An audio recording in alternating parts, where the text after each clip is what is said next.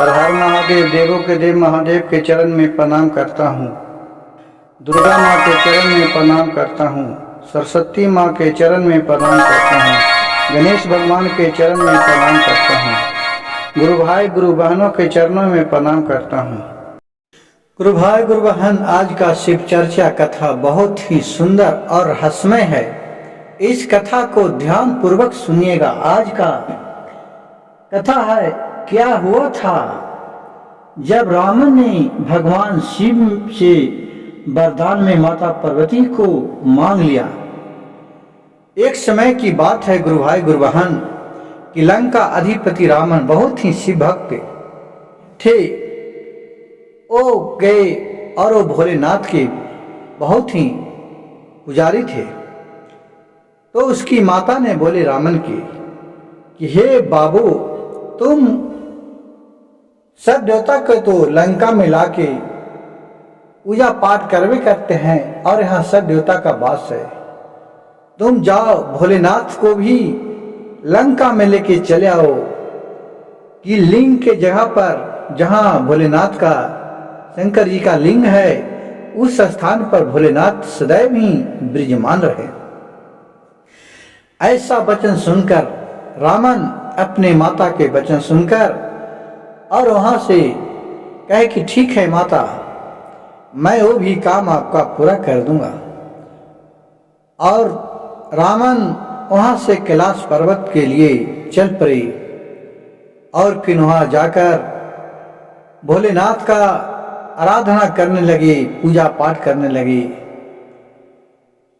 गुरु भाई गुरु बहन, देखियो देवों के देव महादेव इतने हैं कि वो अपने जब शिष्य पर दया बरसाते हैं तो अपने आप को भी भूल जाते हैं कि किसको क्या चीज देना है।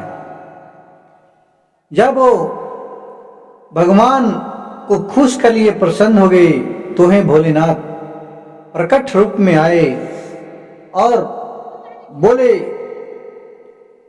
इससे रावण से कि हे रावण, बोलो तुम्हें क्या चाहिए वरदान में, मैं तुम पे बहुत खुश हूं। एक बात सुनकर रावण कहे प्रभु, देने के पहले आप हमें वचन दीजिए कि जो मैं मांगेंगे वो आप दीजिएगा नहीं, आप तो हमें न रुष्ट नहीं न कीजिएगा। कहे कि नहीं नहीं, मैं न रुष्ट नहीं करूंगा, जो तू मांगेगा वो मैं तुझे दूंगा। फिर वो बोले कि प्रभु ध्यान से उसी तरह वो भोलेनाथ से 3 बार वचनबद्ध करवा लिए। जब नजर उठाए तो देखिए गुरु भाई गुरु बहन, रावण ने क्या किया। जब नजर उठाए तो वो भोलेनाथ को मांगने के लिए भूल गया और उस पार्वती के ऊपर उसका नजर पड़ गया रावण की। बोला क्या ये कितना सुंदर स्त्री है, ये तो तीनों लोक में इतना सुंदर नहीं मिलेगा, क्यों ना हम इसी को मांग लेता हूं, भोलेनाथ को तो कभी भी लेके चला जाऊंगा। तो फिर बोले रावण ने कि हे प्रभु भोलेनाथ, देवों के देव महादेव, आप हमें देना ही चाहते हैं तो आपके पास जो स्त्री हैं उन्हें आप लंका जाने का वचन दीजिए, मैं अपने लंका में ले जाना इनको चाहते हैं। भोलेनाथ ने एवं अस्तु कर दिए।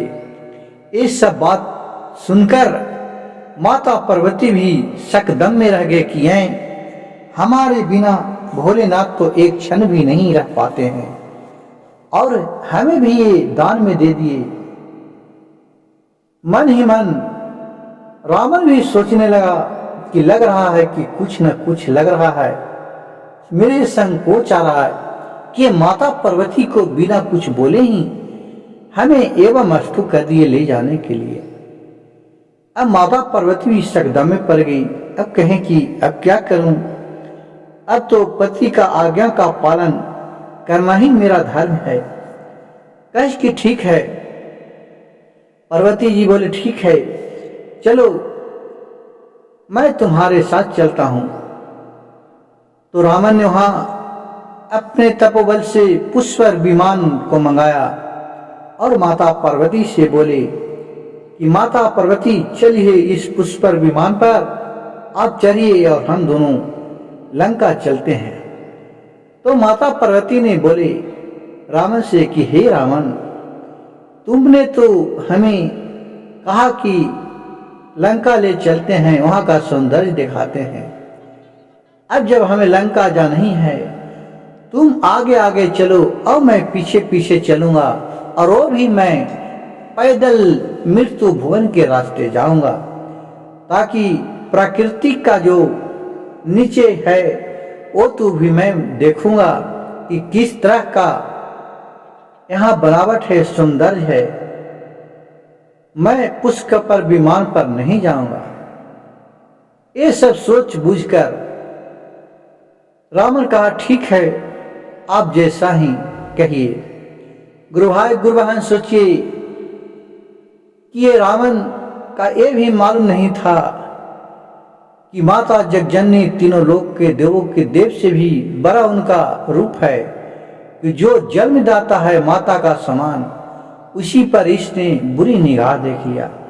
गुरुबहन जो भी जबरन बुरी निगाह किसी भी औरत स्त्री पर बिना उसे मन चाहे देखता है, उसका इसी तरह विनाश होता है जिस तरह रावण का विनाश हुआ। अब यहां से आगे की ओर बढ़ते हैं। जब आगे आगे रावण चलने लगा और पीछे पीछे माता पार्वती जाने लगे। जैते जैते चलते चलते जंगल जंगल झाड़, हर एक तरह के पंछी, जीव जंतु, हाथी, घोड़ा, बांदर, सबको देखते हुए माता पार्वती जा रही थी। और आगे आगे रावण और पीछे पीछे माता पार्वती जा रहे थे। माता पार्वती मन ही मन सोचने लगी, अब तो इसे छुटकारा पाने के लिए अब कोई उपाय रचना पड़ेगा, नहीं तो ये तो वहां ले चल जाएगा। हम तो एक क्षण भी भोलेनाथ के बिना नहीं रहूंगा। अब जब मैं वहां रहूंगा तो भोलेनाथ भी वहां चला जाएगा। अब यहाँ कैलाश पर कौन रहेंगे? ये सब सोच के मन ही मन विचार करने लगे। और रावण भी मन ही मन विचार करते जा रहा था, ये हमारे साथ तो कोई छल नहीं हो रहा है कि पार्वती को एक ही वचन में भोलेनाथ तैन भी हिचकिचाए नहीं और जाने के लिए बोल दिए। मन ही मन रावण दोधा में माता पार्वती को लेके जा रहा है और मन ही मन पार्वती भी अपना जुगाड़ लगा रहे हैं कि लंका जाने से कैसे बचें। अब तो मैं जबरदस्ती भी कर नहीं सकता हूँ, बिना इसे बोले मैं वापस भी नहीं जा सकता हूँ। जब तक रावण नहीं बोलेगा कि तुम वापस चले जाओ, जब तक मैं वापस नहीं जा सकते हैं। चलते चलते माता पार्वती ने जंगल में देख रहे हैं एक मेढक है, वो बहुत ही टर और बहुत ही माता पार्वती का विनती कर रही है। ये सब देख के माता पार्वती कहा कि अच्छे चलो इसी का उपाय अब लौका, चलो इसका मैं कुछ सहारा लेता हूं।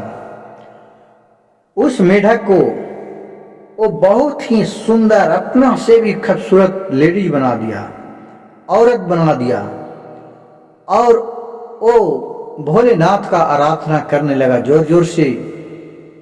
इतना आवाज सुनकर रावण के कान तक चला गया। वो देख रहा कि इतना भोलेनाथ का सेवा कौन कर रहा है, जो हमसे भी ज्यादा शंकर को भक्ति कर रहा है। आज मेरी कान एकदम फटा जा रहा है, इतना उसका मंत्र का उच्चारण से।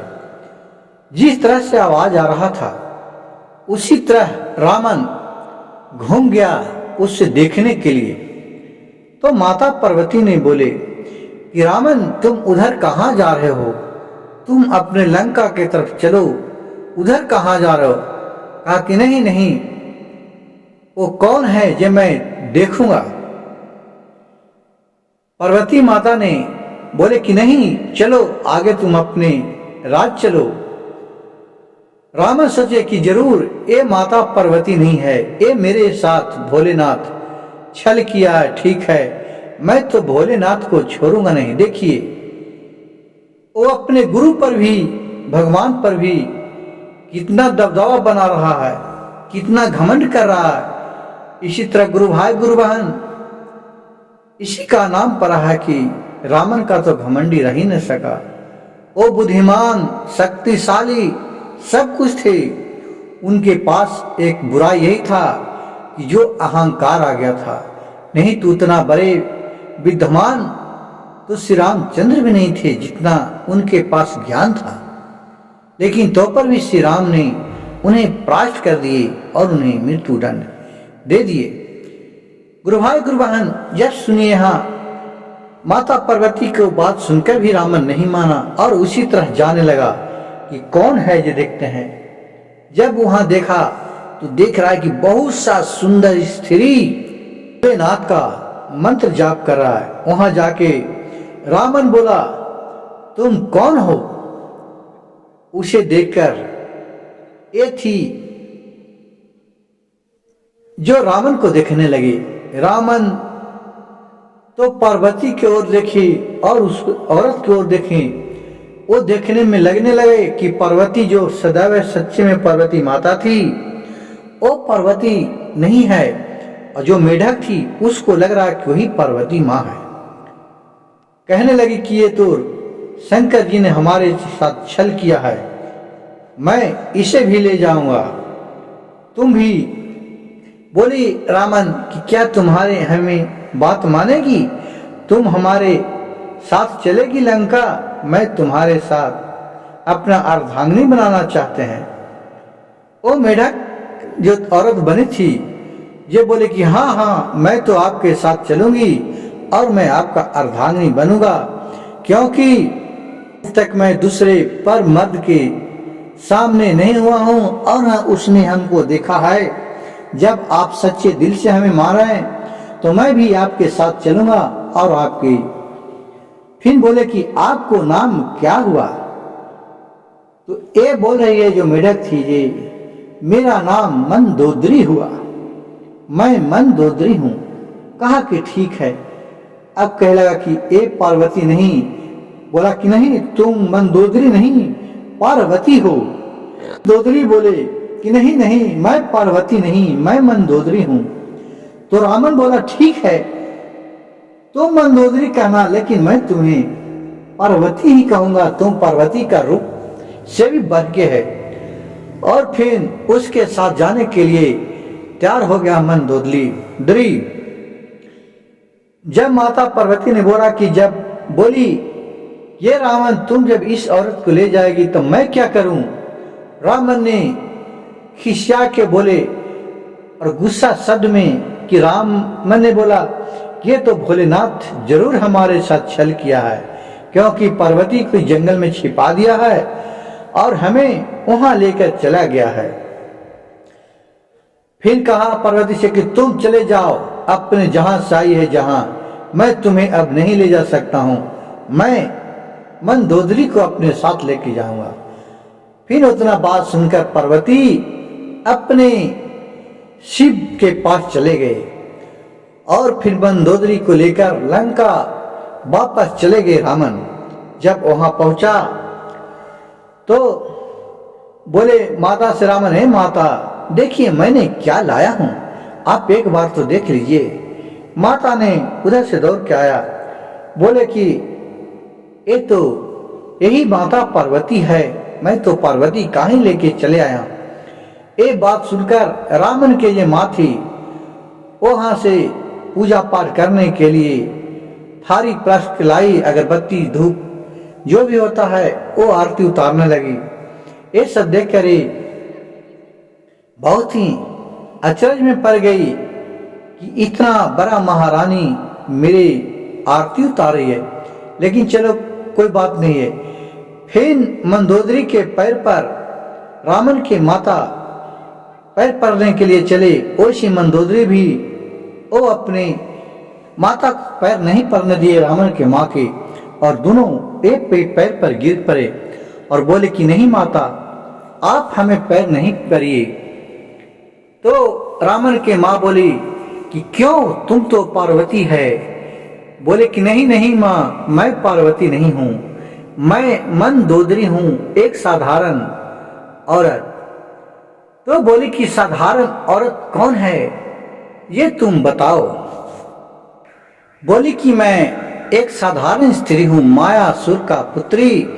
मैं एक महात्मा के श्राप से मेढक बन गए थे, और हमें श्राप मिला था कि जब तक माता पार्वती आपके पास नहीं आएगी जब तक आपको मुक्ति नहीं मिलेगी। और फिर माता पार्वती ने उस जंगल के रास्ते गुजर रहे थे, उनका चरण स्पर्श हुआ मेरे पास, और मैं एक बहुत सुंदर राजकुमारी बन गई। मैं मायासुर के पत्नी हूं। इतना सुनकर उसके रावण के माता ने उठ के और रावण को कटु शब्द में बोला कि तुमने तो एक साधारण स्त्री को ले लाया है, तुमने तो माता पार्वती को नहीं लाया है। लेकिन फिर गुरु भाई गुरु बहन जब वहां से माता पार्वती जंगल से जा रही थी, तो उन्होंने उसे श्राप दिया थे शंकर भगवान को, रावण को, कि महाज्ञानी रावण, दुष्ट रावण, तुमने इतना बुद्धिमान होते हुए भी तुम एक माँ पर बुरी नजर डाला, जो कि मैं एक सबका माँ हूं, पूरा तीनों लोक का माता हूं, जिस पर तूने बुरी निगाह डाला। तुम्हारे इसी जीवन में, इसी काल में इसका दुष्ट परिणाम होगा कि तुम अपने साथ पूरा कुल खानदान को लेकर के तुम मर जाओगे और मारे जाओगा। तुम्हें इस दुष्ट परिणाम का दुष्ट ही विचार होगा। गुरु भाई गुरु बहन, जो आपको देखने में मिला होगा, इन्हीं का श्राप के कारण लंका में रामायण हुआ कि जो सारे रावण का कुल खानदान मारे गए। और मेरी कहानी अगर अच्छा लगे गुरु भाई गुरु बहन, तो मेरी वीडियो को लाइक, सब्सक्राइब और शेयर जरूर कीजिएगा। हर हर महादेव जरूर लिखिएगा, हर हर महादेव। घर घर महादेव, भोलेनाथ के नाम मात्र से ही आपका सारे कष्ट दूर हो जाते हैं।